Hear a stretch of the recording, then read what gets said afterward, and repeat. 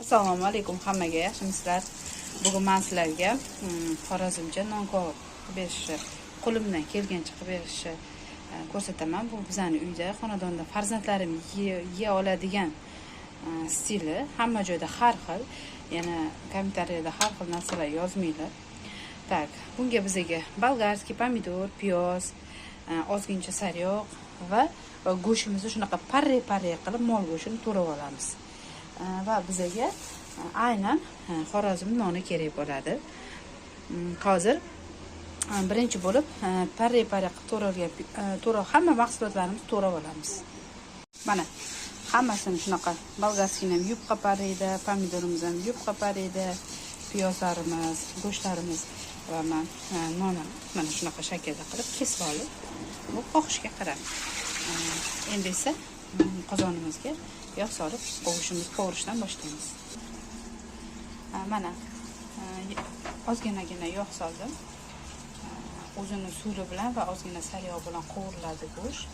Shunda keyin ozgina sho'rroq qilamiz, sho'rtamroq qilamiz. Shunda shirin bo'ladi. Ozroq qizisa go'shtni solamiz.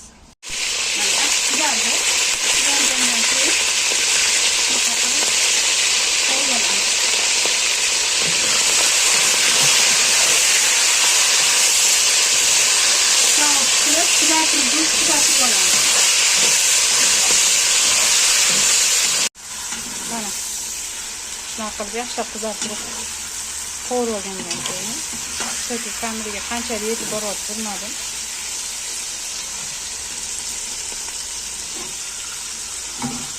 Endi piyozimizni bilan uzoq qovuramiz birgalikda.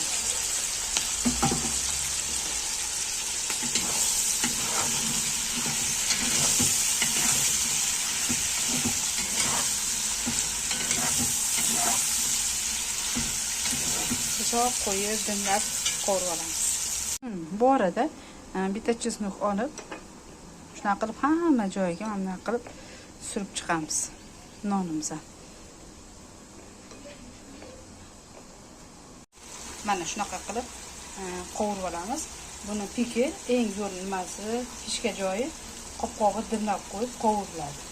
Shuni esingizdan chiqazmanglar. Endi tapga ko'ra tuz. Bo'ldi, boshqa hech qanaqa ziravor qo'shmaysiz.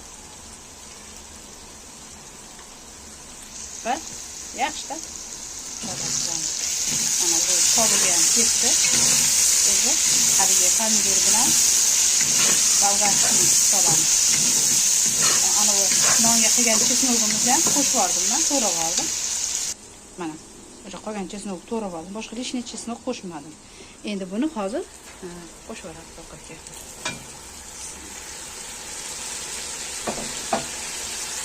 Va suli chiqib, o'zidan suvini chiqarib, nima qilmaguncha yaxshilab qovurib dimlaymiz.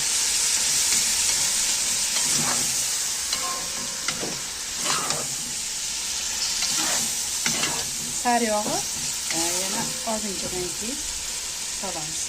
Balkongacha hozir buni o'rta olovda qopqog'ini yopib qo'yib dimlab olamiz.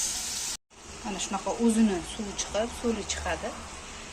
Yana bir 5 minutdan keyin nonimizni dimlab olamiz. Endi mana bu qolgan sariyog'imizni mana solamiz.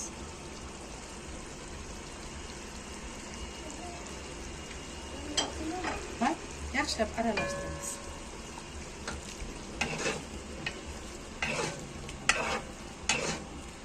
Mana piyozlari ham, nimalari ham hammasi pishdi.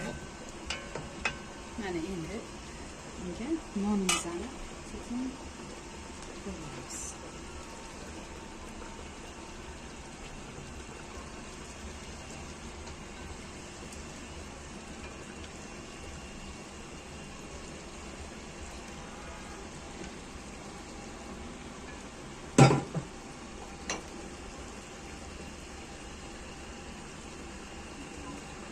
Eng shirin momenti mana shu bo'ladi. Qopqog'ini yopib dimlab qo'yamiz. Mana ko'rganinglardaqa zo'r chiqdi. Mana endi buni nonimiz ham yumshab mana nima bo'ldi. Endi buni chiroyli qilib qilib olamiz sosga, idishimizga.